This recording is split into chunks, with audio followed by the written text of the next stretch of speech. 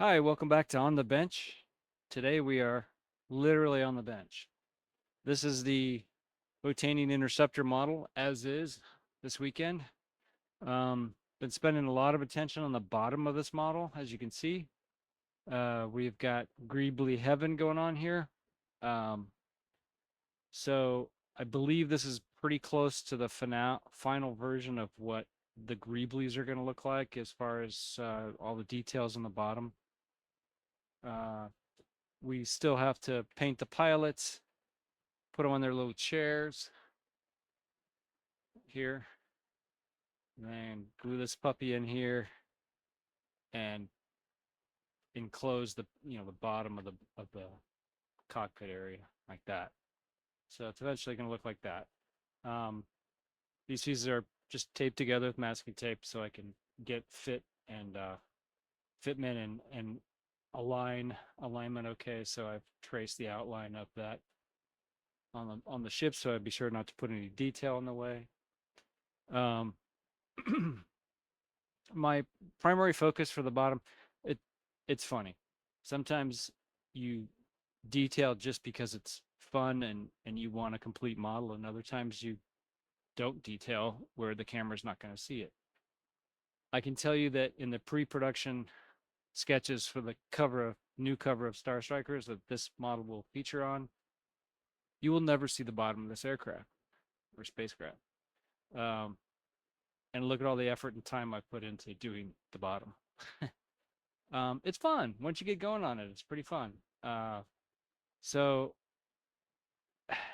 there's a couple things I want to talk about with greebling that I feel need to be mentioned.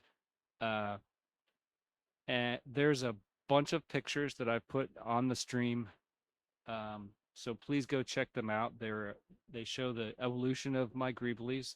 This is something that I don't have time to film, so I do have time to take a quick picture and then throw them in a you know in a post. If you're following along this build on my website, ken-mcconnell.com, you will find an interceptor uh, placeholder, or actually a interceptor build section of the blog under builds. So if you really like the Greebly porn, go look at that. There is a link on the main build page, like so many of my builds, that link to a Google Photos folder, and that folder has every photo I've ever taken of every model I've ever built. So the one that links from the Interceptor build has all the Interceptor model pictures. And I do a really good job of documenting how things change as I build it. Um, it's more of an effort, and basically it's more of an editing effort on my part to do that with video. This is not the primary thing that I do with my life. This is only one of a dozen hobbies that I have. So I can't afford the time plus full-time work and family and life, etc. I don't have the time to edit these elaborate build videos and stuff. Um, Sometimes if I find something particularly interesting, I'll try and demo it. And but this this this is all you got, me talking and showing you what happened. Um, so with this detail on the bottom, at first, so I was trying to, so this is the tiny model that I'm trying to build bigger. And when you flip it over, you notice that it has a couple of greeblies on the back end that look like little pipes. Well, I can't tell you exactly which airplane they're from, but they are mufflers from a small scale model airplane, probably a 1/72nd scale. And, you know, I can't replicate that exactly in this scale because there are no 1/44th scale, like Spitfires or whatever. So I need to replicate it. And um, one thing that when I drew out this model, I drew not little round pipes like that, but actual flat stair steps that look like what you see here. My first attempt was this, which was circles, tubes. And that, as you can see, didn't fill much space. and doesn't really look at all like this model or my drawings. So that's gone.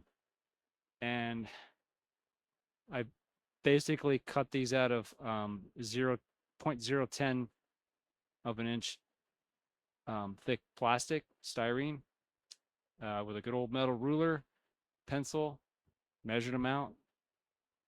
It takes a while, but you can do it, and that's called scratch building.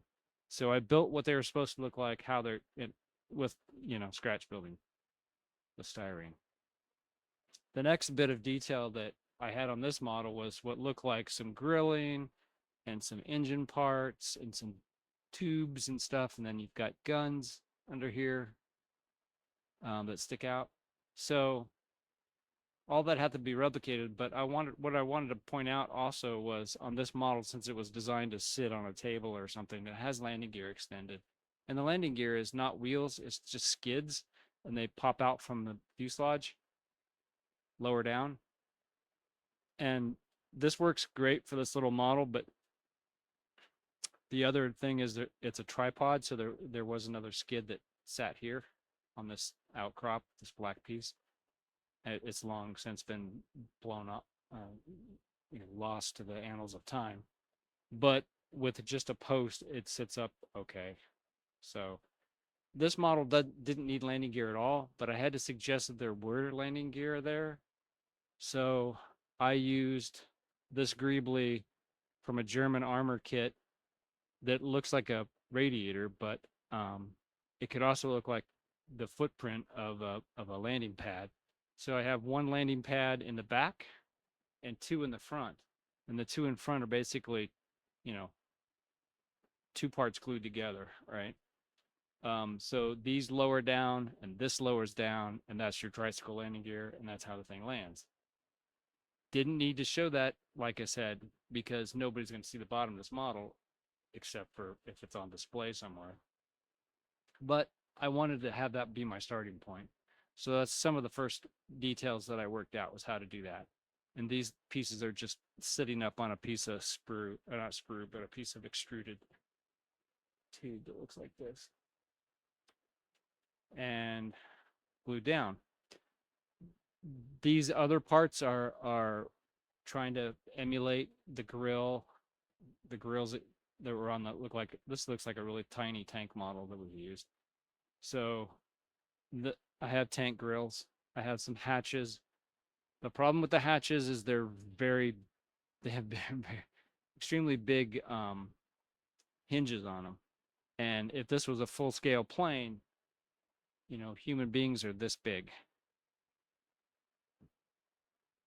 So yeah, that's a pretty big hatch and it's probably the wrong scale of a part to put on there, but I went with it. These other parts were, shifted around. These are parts of tank kits and armor kits that I've had on hand.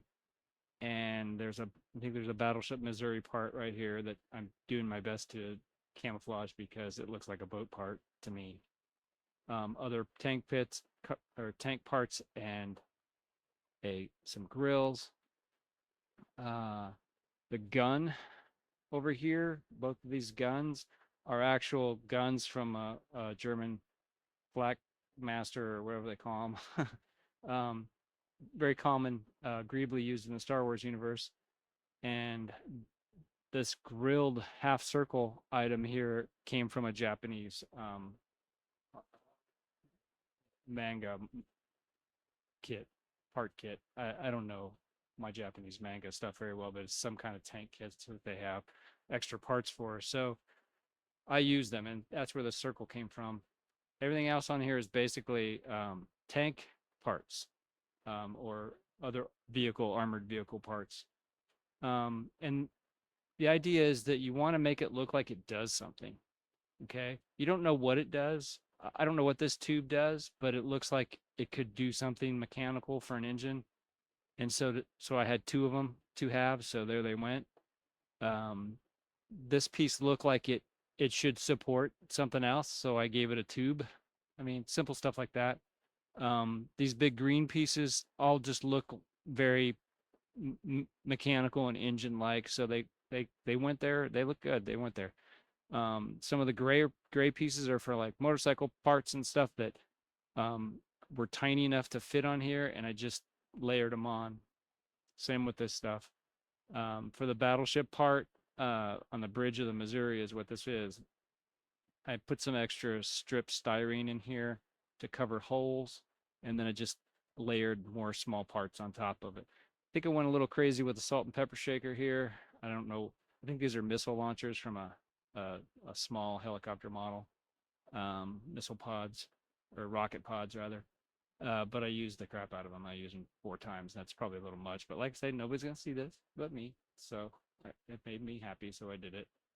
Um, Everything else on here is some more tubes that kind of look like they could be weapons and mounts of some sort, because this is an attack vehicle.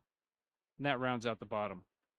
Um, the last thing I did was to scribe panel marks on the lower parts of the wings and to add a couple of pieces of sheet styrene. This part here is a really thin piece of styrene and it looks scale. It's the same thickness as this piece here on the leading edge. That looks really good. This one is much thicker and is not, it doesn't look scale at all. Gonna leave it there because once again, not gonna be seen in this particular photo shoot. So if I was paying attention to scale a little more and this is gonna be on camera, I would probably get a smaller piece for that. Attention to scale is really tough when you're detailing. You'll notice none of these parts are really huge. I don't have greeblies that are extremely large. I don't even have an example here I could show, but I mean, this size is about as big as I got, right? Anything bigger would have looked out of scale. You guys may remember that there was a mount, 2 mounts on this kit or this model, one through the back right here, and there's another one right under this piece. So what I did is I built a removable piece that goes over the mount and has bonded to it a piece of aluminum the same size as the mount. So that's how you hide parts. One way to hide parts. And it just slides right in there. It doesn't have to be a tight, just tighten up to stay on. So that's that. There is a universal greebly from ILM on this bottom of this model, and I'm not going to point it out. I'll let you go look at the pictures and find out if you can find it. It's not heavily disguised at all, and you may be able to see it from this video, but that's the way it is. The interior of this model for the cockpit, once again, not going to be seen on camera because it'll be shot from this angle, but there's a chance you could see in it, however small that chance is. So I detailed a little bit of greeblies in there to imitate this might be a possible hatch or an airlock to get to the cockpit. Some little parts on the walls, painted everything. My special Votainion blue-gray color. If you remember from past discussions about the Votainion models, interior parts are this blue-gray color. That is a mix that I did. So that's the color of gray of all the interior parts. I'm currently painting the 2 pilot figures. They're getting primered right now and ready to be painted up. So as soon as I finish painting those pilots, I'm going to glue their butts to these chairs and secure this piece in there, and I'm done. I'm not even going to like do much more to it. It's basically that. So it's keeping it simple. I did want to talk a little bit about scribing panel lines because I just did this last night. So I'll give you a demonstration of how that worked. So you always want to have a metal ruler of some sort. I have various sizes. This big Westcott one that's all kinds of marked up with exactos. It's good to have, these things aren't super straight when they come from the factory. I mean, they're good enough for school kids, obviously, but sometimes you'll notice that they are warped a little bit, but they do have good markings so that you can judge you know, how far your lines are and make them the same on either side. They generally use centimeters for that. For the large parts of the model, I'm likely to use inches, so I mix it up. But when I go to the panels, I usually come down to centimeters because they're just easier to work with. But you know, you get a metal ruler like this and you're stuck with inches. This is a really old one. I put tape on the back so it wouldn't scratch the surface. Um, so I find out, you know, I draw my lines on with a ruler, straight line, make them all as straight as I can. And then when I go to scribe, my favorite tool is this plastic scriber 2 from Tamiya. It uses a hooked blade.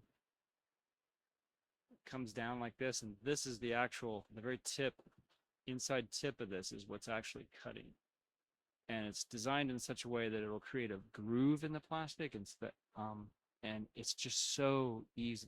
Whoever designed this is really new as stuff, because all you have to do is line it up with your ruler and drag it across the plastic, and it creates these little spirals of plastic.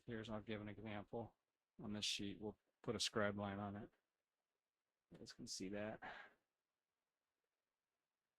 Just line it up like that, pull it back. Pull it back. See those tiny little. And it's really hard to see, but trust me, that is a clean scribe line. And you can make it smoother with a little sandpaper. Actually, put some debris in there and you can actually see the line. But all it takes is 2 light scribes and there's your panel line. Great tool.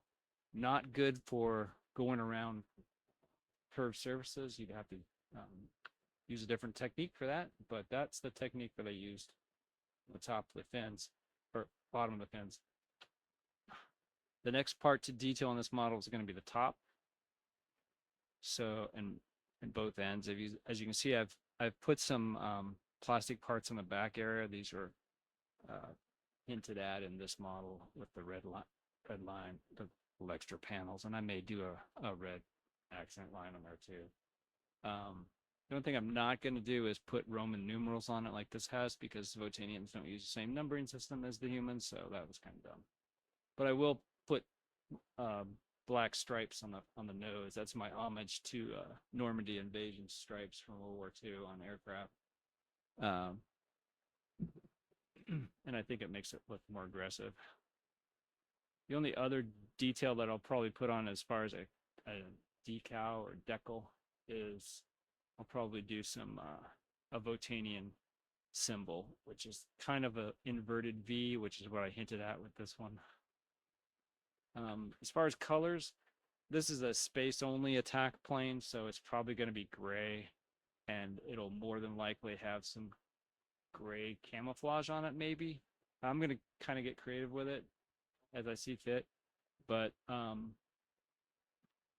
it'll probably have the Votainion logo on it. It may have a place like a red stripe for a squadron color, but that's about it. I'm not going to put a lot of other stuff on it decal-wise, because this is the shooting model, and as I've said before, you build them plain because in post-production, my brother will take this image that I shoot of this model and he will Photoshop over it whatever unit symbols we come up with, and he could do a lot better job at it in Photoshop than I can do in real life. So that's how we do that.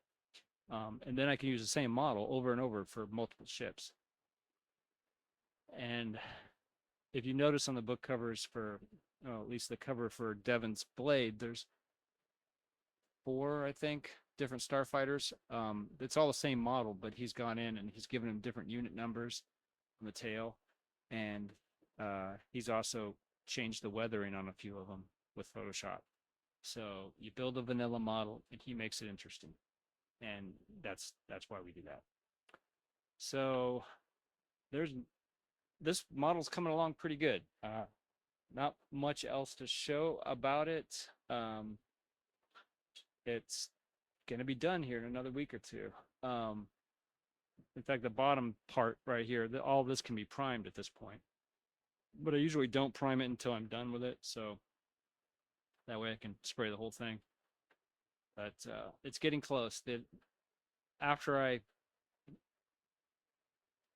think after we get the bottom on and panel scribe this up and all glued in place, uh, I will probably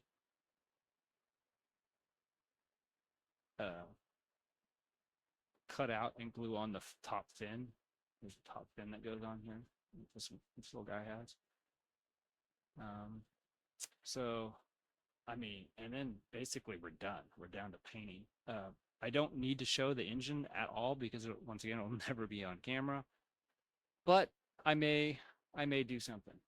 I may do something that's removable in the same way that this panel was removable, because I've got the mount hole that I can use.